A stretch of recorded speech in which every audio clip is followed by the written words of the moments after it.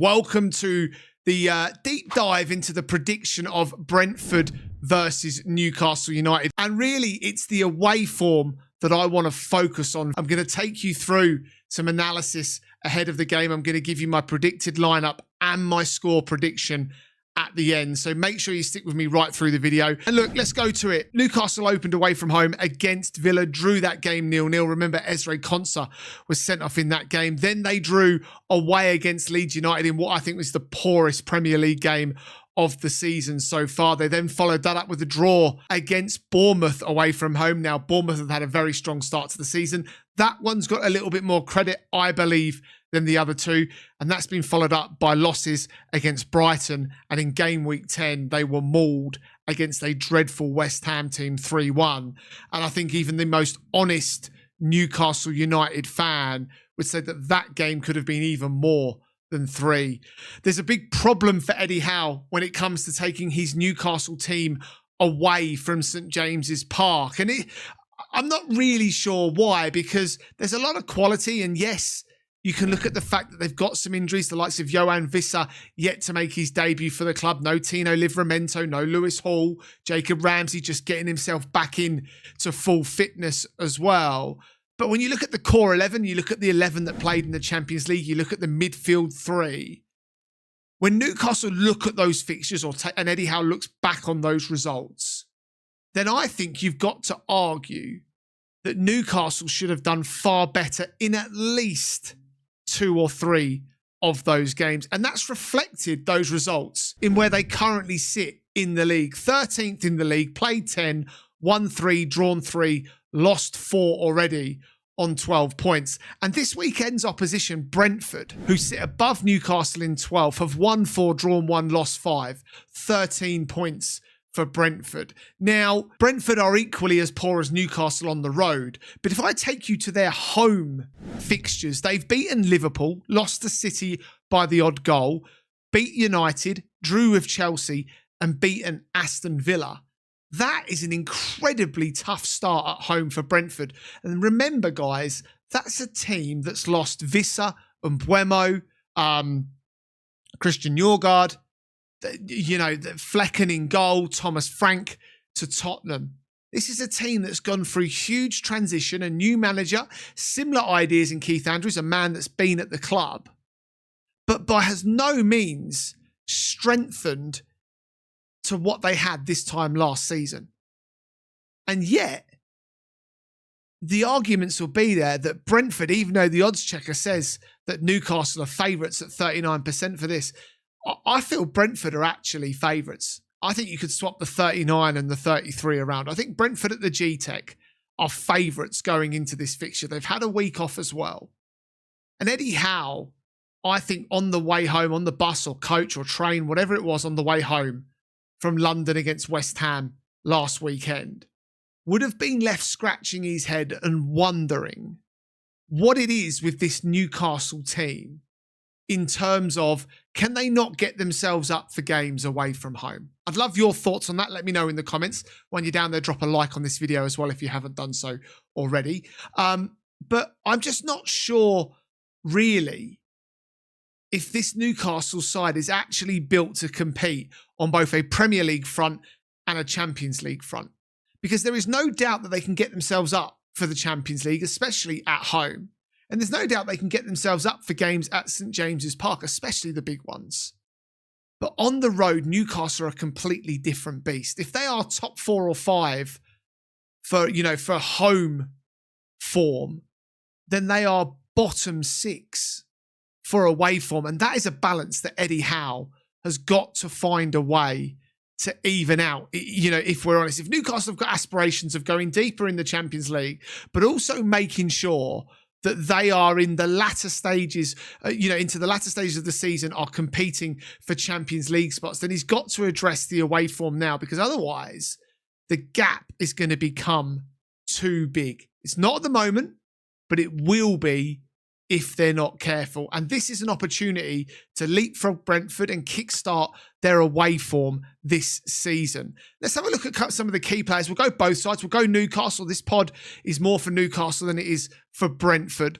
And look, if we have a look at the player stats, we'll bring up Sandro Tonali first. Interesting in the media this week, he's obviously said he's very happy at Newcastle, not willing to commit his so-called long-term future, although he's still got a long time to go on his deal. And you feel like Newcastle have got to get a grip of this midfield. Brentford with the likes of Damsgaard, Jordan Henderson, Sade breaking off the wing. They've got some really good players in that Brentford midfield, and they'll look to exploit Newcastle where they can. They'll be compact at times. Sandro Tonali, Bruno G, Joel Linton, I expect he'll play just because he's got the physicality. But this man here on screen, Tonali, he's up there, isn't he, with Declan Rice, with Moises Caicedo, maybe just a level below, but not much in it. In all honesty, got himself 3 assists this season already, a goal as well, 20 appearances in all competitions, that's internationals as well. And you just see, looking at the stats, 42 key passes, over 1,000 passes himself this season already, a top, 85% on accuracy as well. And of those 1,000 passes, 917 of those are accurate. Newcastle need the very best from Sandro Tonali. Let's have a look at some of the others from a Newcastle perspective. A player that I think has to play, and look, I'm going to give it away and say that he is in my team, and that's Jacob Murphy. Let's get his stats up on screen here. Now, we all know that Elanga hasn't had it easy since he moved to Newcastle. He's got speed like Usain Bolt. I've heard Newcastle fans say that.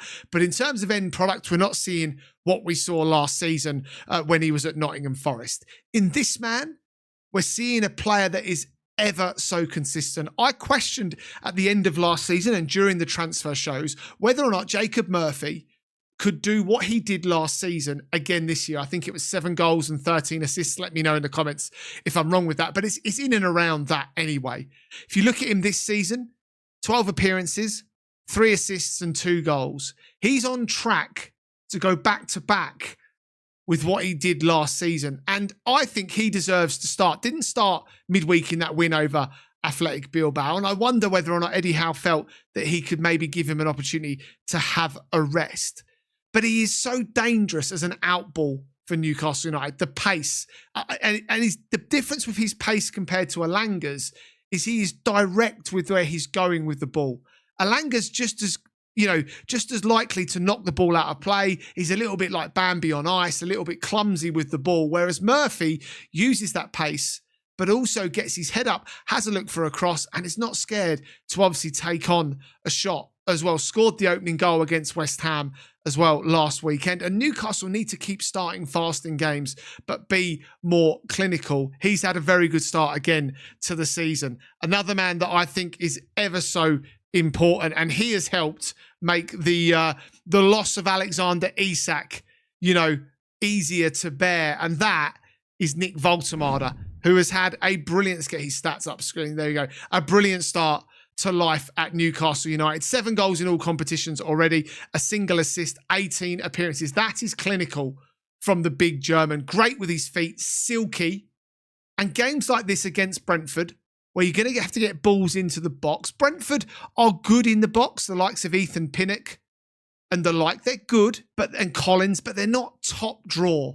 And with the likes of Dan Burn, Nick Woltamade, Newcastle have got to look to exploit that. The likes of Murphy, Harvey Barnes, those types of players, can they get good quality balls into the box to try and cause problems for Brentford? Woltamade is a dangerous, dangerous proposition, but Newcastle have got to look to exploit, these teams using his powers. As I said, not only good in the air, but also very, very good with his feet. 2 players Newcastle must stop if they're interested in winning this game. The first one on screen here, Mikael Damsgaard. Now, I believe he can play at a much higher level in the Premier League, and there's no disrespect to any Brentford fans watching. 13 appearances in all competitions this season, 3 goals, 2 assists. Remember, Brentford are a different Brentford to what we saw last season, yet he still continues to produce. 338 minutes per goal.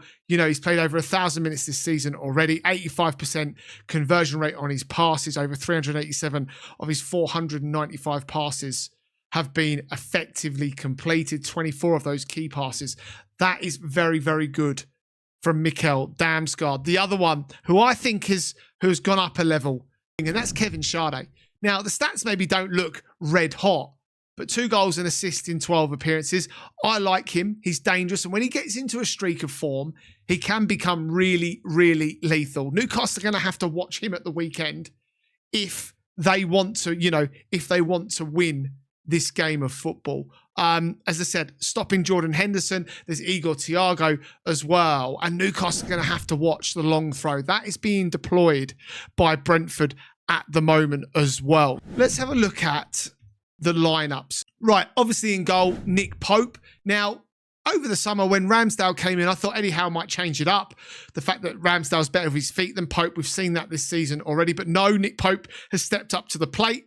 He's made some big saves in some big games as well, and fully deserves to keep himself as number 1 as it stands at the moment. I can see it being another disastrous season, another World Cup missed for Aaron Ramsdale. Unless somehow Pope gets injured, he's firmly cemented himself in that number 1 position. At right back, I'm going with Kieran Trippier. As we know, Tino Livramento is out as it stands. Look, Trippier, age is against him, but in terms of experience and fitness and everything else, he's good. He's good going forward. He's useful as an out ball. He's got a good cross on him.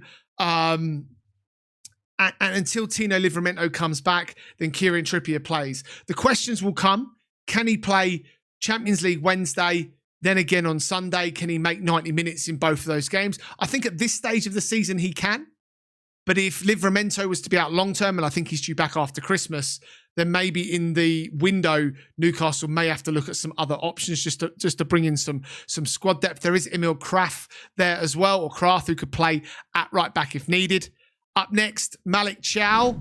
Now, he has been top draw, identified by Newcastle around 18 months ago. He was at AC Milan, remember, and there were question marks whether they could get him out of Milan. But he's look, he was up for it. He's come to Newcastle, and he's been brilliant. He's been really, really consistent, really strong, and he's making a really, really good partnership with Sven Botman as well, who's starting to get himself fit for games for Newcastle. I like the fact that he's quick. I like the fact that he's good on the ball. He's good in the air. He loves to tackle as well.